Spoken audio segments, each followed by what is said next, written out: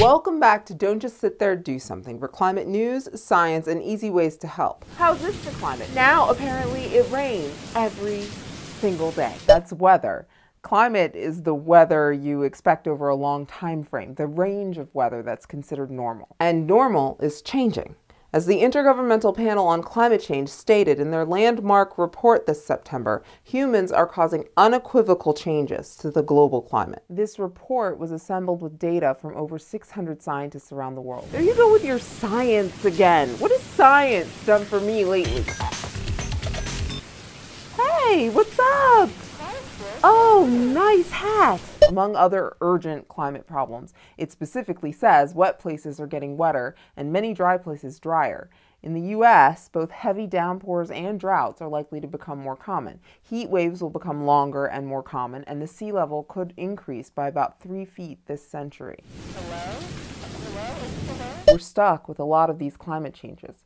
But if we limit our pollution now, we can still avoid climate catastrophe. Good, because watching a train wreck isn't as much fun when you're on the train. Burning oil, coal, and natural gas for transportation and power is our biggest source of the pollution that is trapping heat and disrupting our climate. But food, specifically meat production, has a much bigger impact than people generally realize and is our focus today. Eating vegetables takes less energy than feeding vegetable matter to animals for years so we can eat meat. Estimates vary, but livestock may even rival transportation as a problem for the climate. Big grazing animals like cattle are a big problem because creating pasture often means cutting down the trees that help clear climate pollution from the air. And these animals spend their lives as sources of even more heat-trapping pollution, to say nothing of the incredible water requirements. In the U.S., we eat, on average, more than 1/4 pound of meat each day, which is vastly more than the world average. Wait,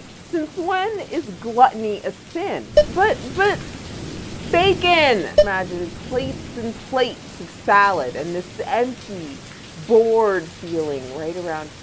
It really doesn't have to be that way. Don't be afraid to try new things. There are lots of vegetarian dishes that are both delicious and satisfying and that don't depend on carrots or lettuce. A conversation about moderation, not deprivation, something new to chew, a food exploration. Our food and how it gets to our plates is a complex energy issue. It's not only what we eat, but also what we don't. This summer, a study from the United Nations Food and Agriculture Organization found that more than 1/3 of the food produced for human consumption is wasted. If food waste were its own country, it would be the world's 3rd worst climate polluter, after China and the US. Aren't there like millions of people going hungry even here in the US? Yes. If you'd like to do something with the power to improve both your diet and the climate, here are 2 easy actions. Start with just 1 meatless day a week. Many people have joined what's called the Meatless Monday movement. Plant-based meals are usually a lot cheaper, too. For inspiration, click the link below for some of the internet's favorite meat-free recipes. And every day, increase the plate share of the veggies you're already eating. And try not to waste food. If the climate and your wallet aren't good enough reasons, remember there have been several studies, 2 big ones just this year, that found that a mostly vegetarian diet is associated with better cardiovascular health and a longer lifespan.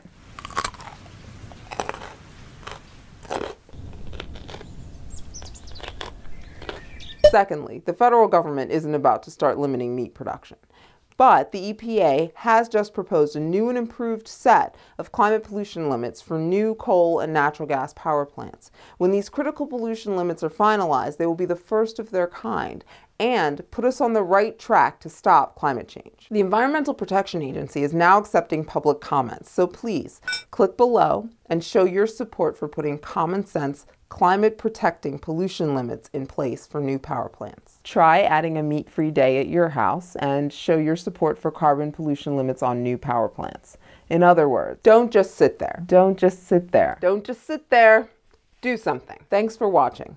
Last year, you loved Climate Denier Style, so tune in next time for our 2nd music video parody. Singing in the rain, I'm singing. You can follow the show on Twitter, Facebook, Google+, YouTube, iTunes, or on the web at djst.tv. So watch again and tell your friends.